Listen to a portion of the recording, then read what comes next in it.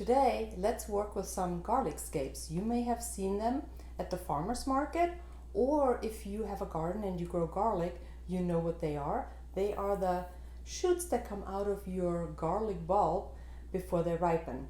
And the really cool part of it is that, first of all, they're very tasty, but they don't have that very sharp afterbite raw like garlic does. But if you have digestive issues, especially SIBO, you may not be able to digest garlic very well. However, garlic scapes for most people do not give them the trouble that garlic does. So they are only available for a short period of time in the spring. And there's a really cool way to preserve them to use for the rest of the year, which is making garlic scape salt. So what you do is you have your garlic scapes here. You basically cut off the bulb. I cut up a couple ahead of time already. So let's cut off the bulb, which is the flower. We cut them in small pieces, maybe, let's say 2 inches long, because we are going to pulse them later in our Cuisinart. And they're running all over my cutting board, so let's collect them here. I used about, I don't know, I think I had 11, so anywhere between 10 to 12 garlic scapes. And you'll see I cut them in pieces about this long. We put these then in our Cuisinart and chop them up. So hold tight, there's gonna be some noise.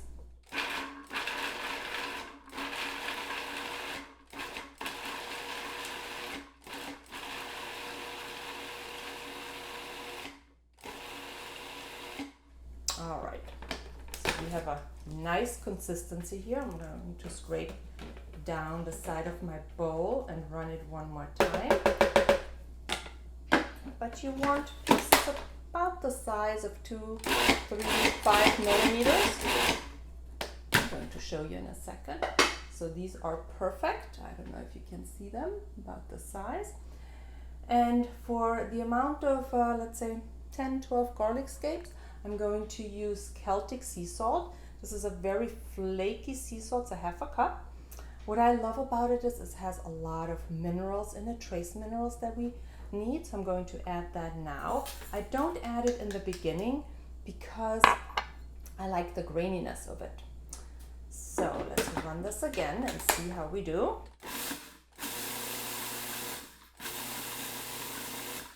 right, I'm going to scrape it down again to make sure that everything is chopped up nicely. Okay,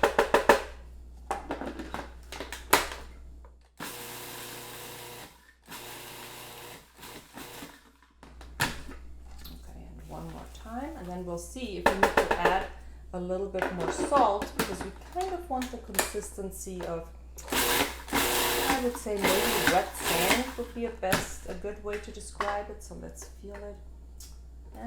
This is a little too wet.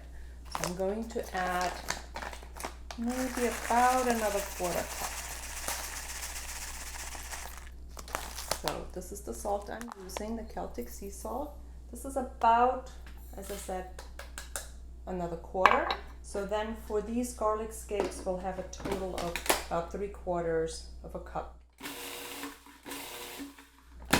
of sea salt. Scrape it down.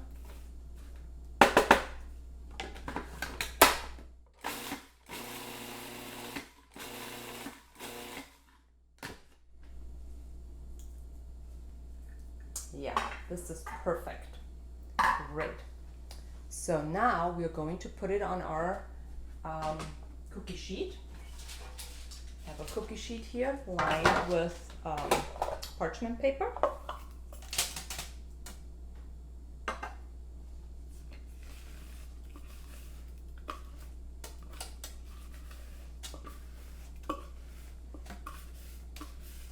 And what I really, really like about it is it has this wonderful flavor. It has great nutrition from the sea salt, from the garlic. And as I said, for most people, they do not react to garlic scapes as much as they do to raw garlic or even cooked garlic.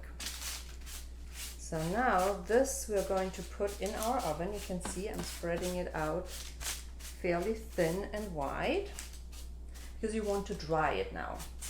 That way we can later on put it in a beautiful jar and use it for the rest of the year. So you see beautiful green color. Can you see that? All right. This is now going into my oven at, I have it at 250, and I'm going to have it in there for maybe about an hour, hour 15, hour 20.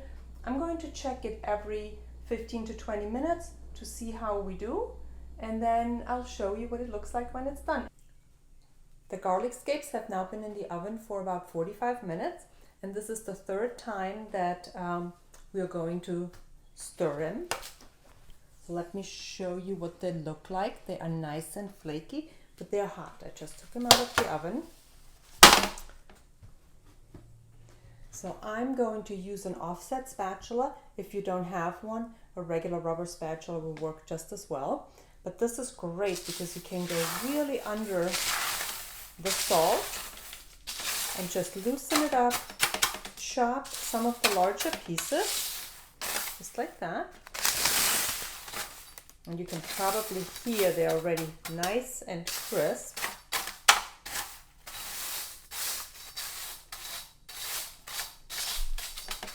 So we're going to give them the last 15 minutes. So today, this batch, the way it feels, yep, only needs another, maybe even just 10 minutes, and then it will be ready. Our garlic scape salt has now been in the oven for 55 minutes, and if you take a look, it is nice and dry and very coarse and crumbly. So you can either break it up with your hands, or as I'm doing it, I'm going to put it back in the food processor.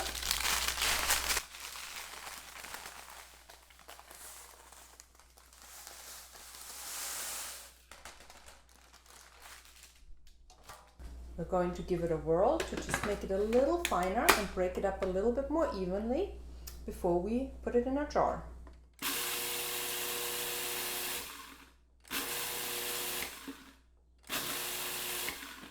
All right, this is beautiful.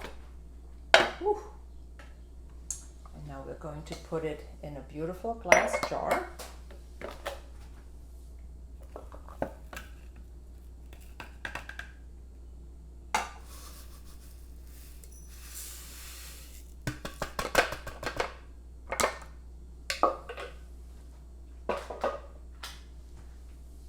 And now we have beautiful garlic scape salt to use for the rest of the year.